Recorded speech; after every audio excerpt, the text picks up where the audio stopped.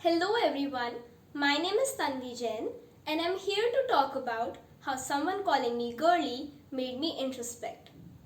We've all wandered into the kitchen and opened a random cabinet, right? Now imagine there are two containers in front of you, both having a similar looking white powder in them. It's really difficult to identify what they are. Now imagine that there are convenient labels on top of them, salt and sugar. Life is so much more easier now. You want to make tea, you want to bake a cake, you open the jar called sugar and not salt. As we categorize our belongings, we also tend to compartmentalize our thoughts and decisions. I'm sure, like me, you too have called an urgent homework assignment a priority, and that is decluttering your mind using labeling. But would you believe me if I told you that we do this with humans as well? Yes, and it is done with one simple motive: understanding. Often, these labels become attached to preconceived notions and stereotypes, and we judge a person without even getting to know them. Let me share my personal experience with you, and I'm sure many of you can relate to it.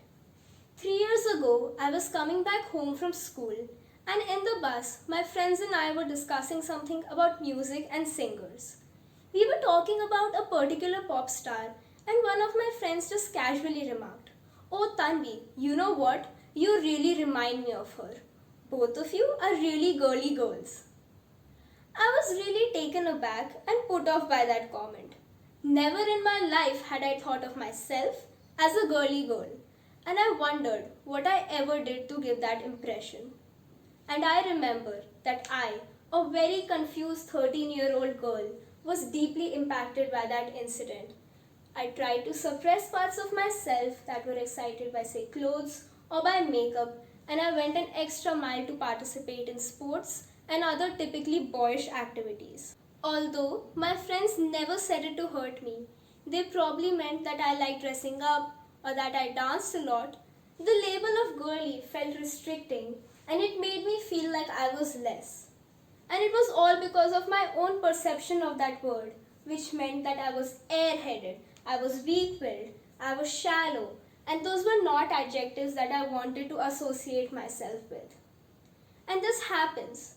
When we call someone nerdy, for example, we may mean that they're studious or they work hard to get good grades. But we may as well be calling them boring, dull, or always buried under work. This happens. The same label can mean different things to different people. One thing I want to emphasize on is the fluidity of human nature. As we grow up, we evolve.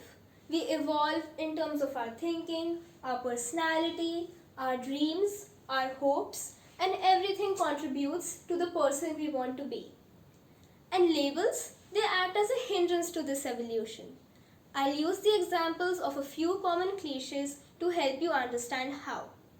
When I say statements like, "Real men don't cry," "Girls are not meant for STEM education," "All Asians are good at math," "Blonde women are not that intelligent," I am burdening them.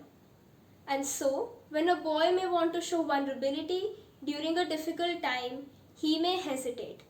A girl who dreams of being an aeronautical engineer may give up. An Asian who is not so good at math may feel like a disappointment, and a blonde woman may not be given the same respect as her peers in the workplace.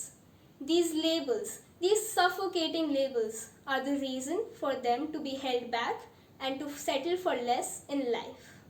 Coming back to the sugar and salt analogy, I understand that labels are meant to make order in chaos. But each grain of salt has the same composition throughout.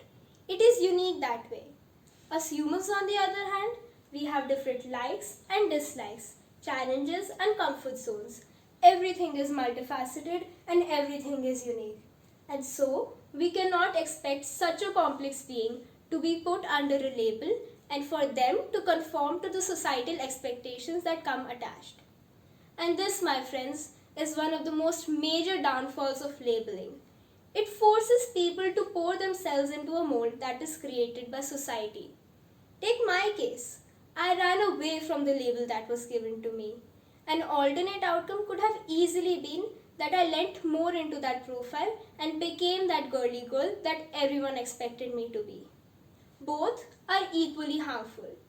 A great example of this is Moose from the Archie's comics. He's expected to be athletic and strong due to his physique and is forced to be the all-brawn, no-brain stereotype that jocks typically have to endure. In the end, he walks away with a personality he may not even have wanted in the first place. While I personally realize that labels cannot be completely done away with, we can certainly unlearn the notions that come attached. Here is a short handy guide on how not to label people in a restricting manner. Look at the cover of the book, but don't judge it. When you meet a new person or even your old acquaintances, don't assume their personality based on first glance and superficial habits.